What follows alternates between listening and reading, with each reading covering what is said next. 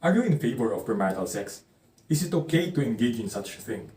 Good day everyone. Today we are going to be talking about a very controversial issue sa Philippines, premarital sex. Sa ating bansa, religion plays a crucial role sa pag-shape ng perspective towards PMS. Despite the decline in teenage pregnancy rates from 2016 to 2017, 30% ng Filipino youth ay engaged sa premarital sex in 2017, marking a 10% increase as highlighted by the Commission on Population. Being predominantly Catholic, the Philippines grapples with this challenge, with the Catholic Church opposing premarital sex as immoral. Nevertheless, the fertility rate stands at 2.78 births per woman, and 51% of pregnancies are unintended, some resulting from premarital sex. Despite this, the group has decided to continue exploring this controversial topic, aiming to provide knowledge and awareness on safe sex practices and to normalize healthy discussions tungkol sa sex as a moral and societal issue. Proceed tayo sa agree side ng premarital sex. Regarding sa reproductive health, ang premarital sex ay just like any other form of sex. According kay Zaydan year 2023, it is defined to be the reproductive act wherein the male reproductive organ enters the female reproductive tract. Engaging in sexual intercourse mainly has an impact on cardiovascular health. 1. It is a form of exercise, according kay Frappier et al. 2. It can also relieve stress, according naman kay Schwartz et al.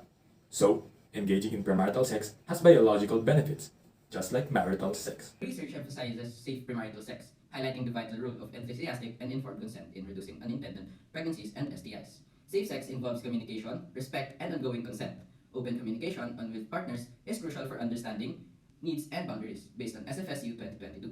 Consent is a freely expressed agreement sought before sexual activity, requiring enthusiasm and clarity for each instance, even if prior consent was given. Premarital sex, as mentioned earlier, is just like any other form of sex. It also has benefits to the psychological well-being. Sabi nga ng Lloyd's Pharmacy, engaging in sexual intercourse allows the body na mag-release ng hormones na ang tawag ay endorphins at oxytocin.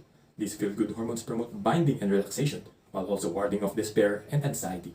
Isang study naman noong 2019 ni Dixon et al. Ay nag-conclude na partaking in sex serves as a natural way to remove stress. According naman kay Dr. Rama Krishna, feelings of intimacy with your partner and feeling desired improves self-confidence for many. Effective communication is crucial for sexual satisfaction and intimacy, as highlighted by UCD 2023 and EFETA 2023. Open and honest communication fosters stronger relationship and enhances satisfaction for both partners, based on Montesi et al. 2010. Emphasize that communication not only correlates with sexual satisfaction, but also influences overall relationship satisfaction, underscoring its vital role in promoting a more fulfilling sexual experience. The normalization of premarital sex is a debated topic across cultures and religions. Studies, including one in the US by Feiner 2007 and another comparing religious groups, Adamczyk et al. 2012, indicate its widespread acceptance. Family plays a significant role in shaping attitudes, as shown in a qualitative study citing factors like child-rearing practices and religious beliefs. Narazi et al. 2014 with premarital sex influenced by family, religion, and culture. Ongoing research is essential to understand its impact and guide individuals and families in navigating modern sexual relationships. Since alam na natin na may benefits ang sex, this should still not be practiced by minors. According kay Shrestha noong 2019, ang youth at teenagers ang pinaka-vulnerable sa premarital sex. According naman kay Kibin, teenage sexual activity holds their intellectual, social, and psychological growth. Ang adolescents na nag-engage sa PMS ay nagkakaroon ng decrease sa social ties at academics nila. PMS as perceived by the Catholic Church. Bagaman nagiging open na ang kasalukuyang lipunan, hindi natin may pagkakaila na matibay ang conservatism na naitanim ng paniniwalang Kristyanismo sa bansa na nagsasabing immoral at kasalanan ang pag-engage sa PMS. Second main idea is selective morality in society. Moralidad, ito ang bumubuo sa kaugaliang panlipunan ng isang tao na nagkakaiba-iba dahil sa selective activation o pagsasang-ayon ng particular na moral values in group settings dahil naguugat ang societal standards of morality sa cultural, religious at traditional values. Third main idea is unwanted pregnancy leading to abortion. Dahil sa mabigat na gender norms at patriarchy sa bansa, kadalasang ikinahihiya ang mga kababaihang nakikipagtalikan na bubuntis ng hindi pa kasal. Samantalang ang mga lalaki ay pinababayaan lang. Normal lang yan, lalaki eh. Kaya nagre-resort na lang ang ilan sa abortion. Subalit, bukod sa kasamang stigma ay hindi rin nabot kamay ng masa ang health services para rito. Fourth main idea is essence of marriage. Napatunayan ng iba't ibang pag-aaral na may ugnayan ng premarital sex at posibilidad ng marital dissolution, kung saan nagiging laganap ang PMS as an outlet for pleasure only. Samantalang kung kasal daw ang dalawang tao, mas mababa ang tsansa na magpihiwalay dahil may commitment sila sa kanilang pagsasama at hindi lang panandali ang saya ang kanilang habol. Last main idea is PMS's impact on sexually transmitted diseases. Ayon sa World Health Organization, 1.2 billion adolescents face heightened sexual awareness and impulses. But this is also the only age group where HIV-related deaths have not decreased, whereas 78% ng unang PMS encounters ng kabataan ay nagkulang sa protective contraception dahil hindi aware ang karamihan sa possible STDs na maaaring makuha lalo na kung paiba-iba ang sexual partner. The core principle of sexual freedom asserts that individuals have the autonomy to make decisions about their sexual activities and relationships without external interference or criticism. emphasizing the importance of mutual consent and underscores the freedom to engage in activities aligned with one's beliefs and preferences. Amid society, there's individuality. The human right for individualism of a body is bodily autonomy, the ability to self-govern and stand independently as an individual, or the right to have full power and agency over their body. According to the UNFPA, women and the members of the LGBTQIA+ community face bodily autonomy constraints imposed by the cultural and religious conservatism of society. The persecution of PMS paints marriage as a requirement to attain the privilege of sexual pleasure, which is a natural need.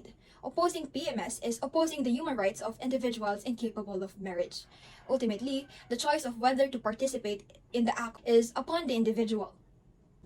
The variation in personal values and beliefs brings forth neutrality in participating in PMS. Synchronous to their upbringing, individuals carry a set of values and beliefs. According to Norzi et al. And Weatherid et al., family, culture, religion, and experiences constitute one's socialization, a process whereby the youth acquire values and ideologies upon subjection to society, life in general. Subsequently, these obtained values and ideologies are utilized as resources to form their personal handbook of values and beliefs from scratch. Aligned with this notion, research evidence support the neutrality that comes with variety and diversity.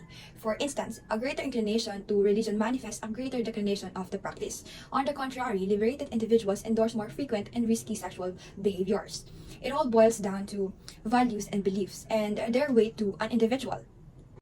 Despite the taboo nature of sex education in the Philippines due to cultural and religious influences, the increasing rates of adolescent pregnancies necessitate a neutral and open approach. According to studies, integrating sex education into educational settings becomes crucial for preventing HIV, STIs, and teenage pregnancies, fostering a safe space for informed discussions and empowering the next generation to make decisions about their sexual and reproductive health. Adopting a neutral stance on age limitations for sexual participation aligns with ethical principles, recognizing the importance of maturity before giving consent.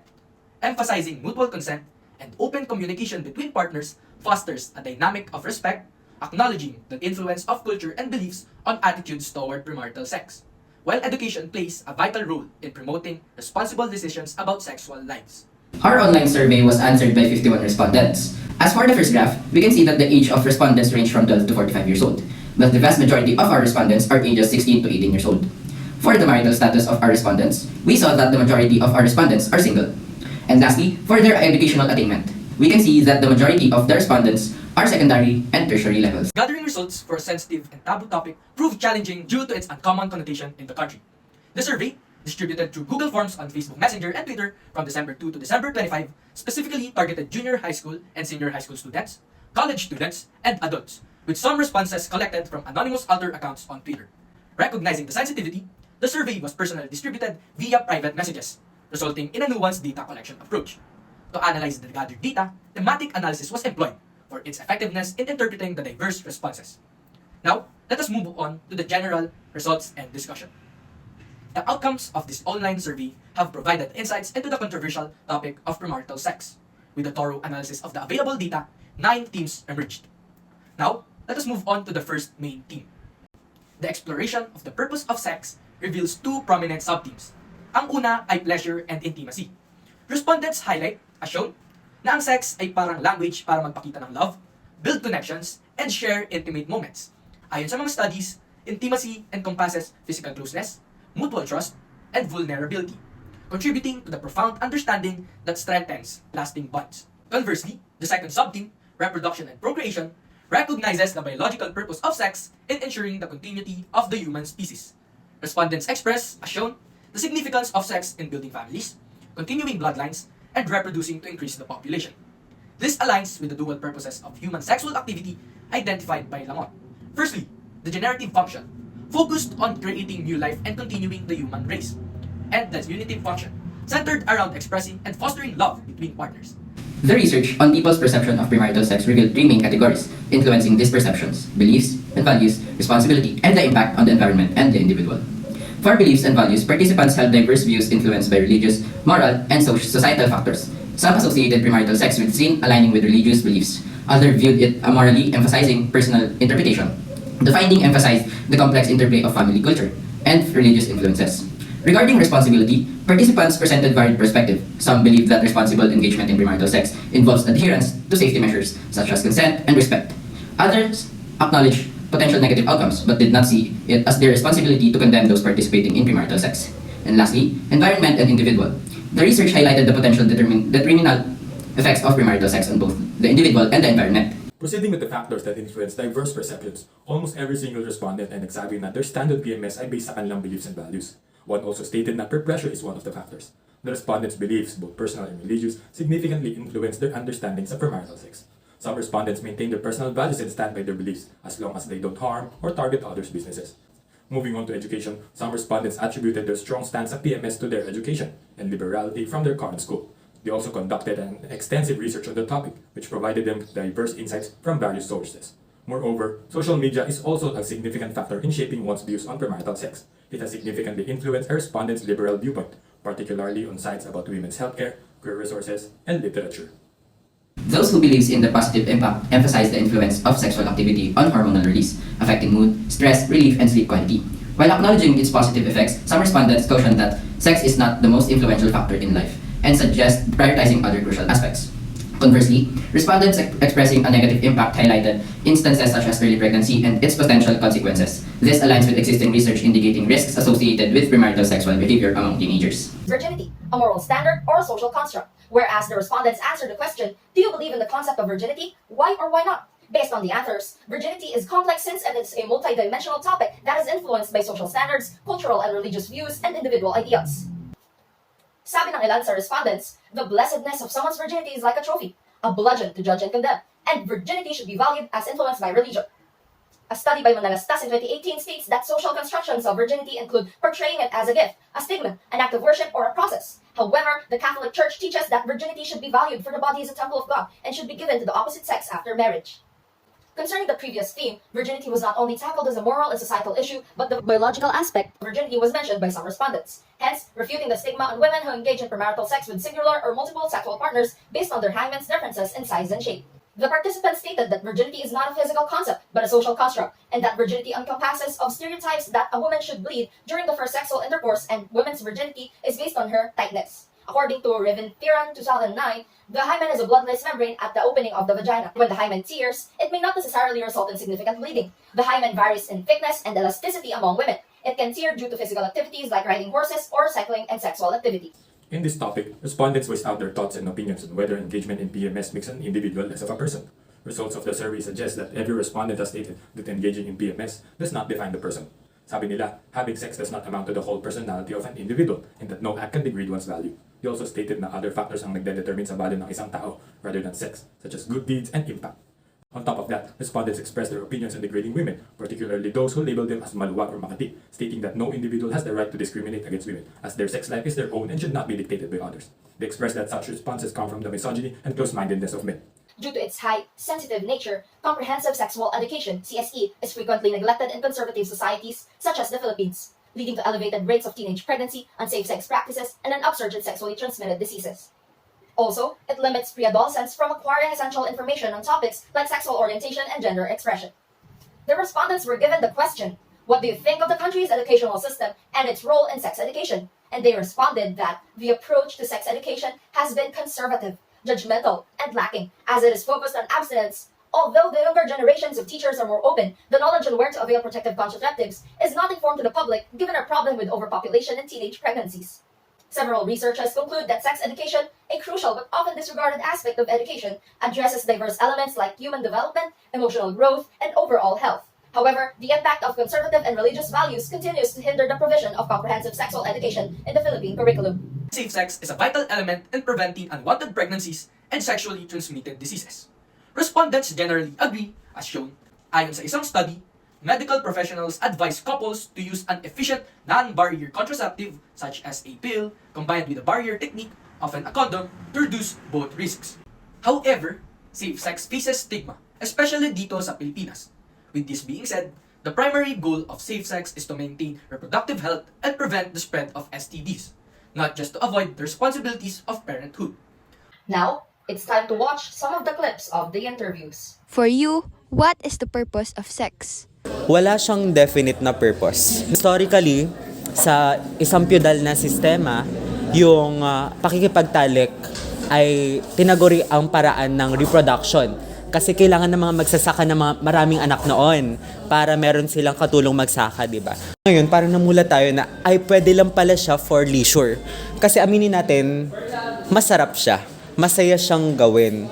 At hindi siya dapat ikinukulong doon para sa reproduction.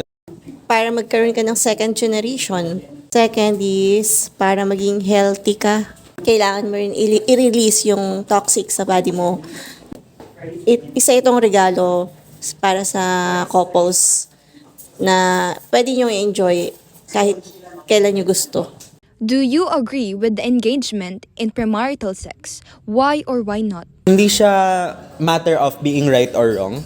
Kasi inevitably mangyayari siya. Kasi may same-sex couples dito eh. Hindi naman lahat tayo, lalo na ngayon sa Gen Z, gusto magpakasal. Inevitable talaga. Kasi hindi naman option talaga yung marriage. Hindi naman nakakatapak ng ibang karapatan. Kaya bakit natin pagbabawalan? Hindi lang naman mag-asawa yung may hormones. Siguro dahil sa values ko, makakapaghintay naman sa tamang oras. Pero wala akong against sa nag-engage ng premarital sex. Kasi may mga choices tayo, kanya-kanyang choices yun. What are the main factors that influence your answer, such as culture, tradition, family background, values, beliefs, peer pressure, etc.? Si Mama ay very advocate siya ng safe sex. Ina-acknowledge niya talaga na bata tayo, kabataan tayo na hindi mapipigilan sa ayaw niya, sa gusto niya. Kasi curious tayo. At liberal siya sa pag-iisip na katawan mo yan, kaya ikaw bahala dyan. Pero yun yung naghubog sa akin, sa kaisipan ko, na hindi pala dapat tinitingnan yung pagtatalik bilang isang institusyon na para lang sa mag-aasawa o para lang sa pag-reproduce, paggawa ng offspring. Sa culture, masasabi ko na impluwensyahan ako ng kultura ng LGBTQIA+ community kasi normal na yung premarital sex. Sa faith ko, kasi sa Bible yun eh. Bilang isang babae, iingatan mo yung sarili mo para someday, pag nakahanap ka talaga nung lalaki na para sa'yo, best gift na may bibigay mo sa magiging lifetime partner mo. Does one's sex life affect the overall quality of life? Why or why not? Makaka-lead siya sa happiness actually. Sa uplifting ng mood, sa behavior. Kasi when you have good sex and safe sex and consented sex, magli-lead siya sa good sex life and tataas yung quality. Pero mo naman kailangan yon necessarily para maging masaya. Pero kung kunwari abusive yung sex life mo, syempre makaka-lead yun sa unwanted pregnancy, spread of STDs, unconsented, so parang sexual violence na rin siya, domestic abuse. So, makaka-lead siya sa pag-degrade ng isang tao, alienation of and subjugation of the women's body in particular kasi women are marginalized in the country. Pag active, parang masigla yung katawan mo kasi na-i-release mo yung dapat i-release ng body mo. Pero pag, at tulad ngayon, nabiyuda ako, so stop, wala. Parang may time, madaming sumasakit sa akin tulad nung pananakit ng ulo, pananakit ng katawan. Do you believe in the concept of virginity? Why? Isa siyang social construct na encapsulate ni image ni Maria sa Biblia. Mahinhin, tahimik, hindi umaangal sa kalalakihan. It's like we're controlling their bodies and imposing our beliefs on them when actually we're restricting their liberation. Virginity is a way of shaming women who freely choose to engage in a natural activity. Naniniwala ako doon kasi nga yun yung mairirigalo mo sa asawa mo. What can you say about the people who degrade others, specifically women, pertaining to them as maluwag or makate? Naintindihan ko bakit yung iba ginagawa nila yon na hindi sila aware na masama pala yon. Karamihan kasi yung mga kabataan na nag-engage sa ganun, hindi sila nag-guide ng magulang eh. Isang factor yon. How about sex workers? Walang may gustong parang lagi-lagi na lang makantot para lang sa pera. Kasi kung may maayos na trabaho at mataas yung minimum wage, enough to create a living for everyone, edi hindi mo na kailangang pumasok sa ganoong klaseng work na ina-objectify yung katawan mo. Support the sex workers, but go against the system that reproduces sex work. Nasa values ng isang tao yon. Kung hindi niya iniingatan yung sarili niya, napakadaling gamitin yung katawan mo para kumita ka. Pero kung ikaw, minamahal mo yung katawan mo, hindi mo gagawin yun. Pero never kong ginajudge kasi nga, negosyo nila yun trabaho nila. Do you think that engagement in PMS makes an individual less of a person? Why or why not? It's natural to have sex just for whatever reason, and you're free to choose what you want to do with your body. Yung iba naman, maagang nakipag-engage pero successful naman sa buhay, di ba? Kaya hindi rin yun yung basihan. Pero kung sa morality, kung talagang sumusunod ka sa Bible, parang out yun di ba?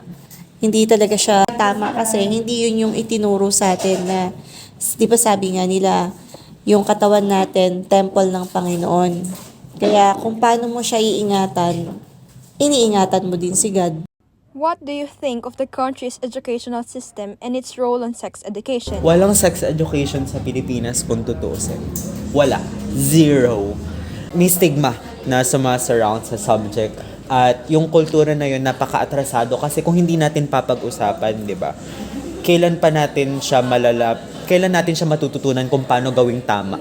O kung paano umusad mula ron sa paniniwala na para lang siya sa reproduction. Ang tagal nyo nang naghahari. Tapos, hindi nyo man lang naisipan na mag-invest dito. Wala nga tayo sa sex education, sa totoo lang Dito na lang lately na ipapaliwanag sa mga kabataan, pero nung mga time namin, hindi naman sila nagpo-focus Mas maganda ngayon na bilang isang magulang, obligasyon ko o tungkulin ko na ako na yung magmulat sa mga anak ko.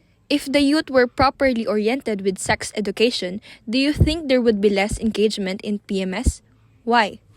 Kung may proper sex education, hindi lang bababa yung teenage pregnancy. Hindi lang din bababa yung unwanted pregnancy. Bababa rin yung sexual violence, domestic violence. Pero as per PMS, hindi yan bababa. Kasi natural nga yan Hindi mo mapipigilan yung mga tao na ayaw magpakasal. Mga kabataan ngayon, masyadong mga nagmamadali. Compared nung time namin, sabi ko nga, may mga discipline pa kami Nakakapaghintay pa kami. Kumbaga, alam pa namin kung kailan dapat gawin, maghintay ng tamang oras. Pero ngayon sa nakikita ko, dahil nga sa makabago na, o tulad yun sa mga internet, ang dami ng ginagaya ng mga kabataan na hindi naman na naming mapigilan ng mga magulang. Kaya ang sa amin na lang talaga, proper guidance sa mga bata. What's your opinion on safe sex or the use of condoms and contraceptives? Yes! Siyempre, ba't naman hindi magsi-safe sex? Yung pressure na gumamit ng safe sex tools, yung contraceptives, condoms, dapat both sa babae at sa lalaki. Pabor naman ako kasi lalong-lalo nga ngayon, sabi ko nga sa'yo, yung mga kabataan nagmamadali na.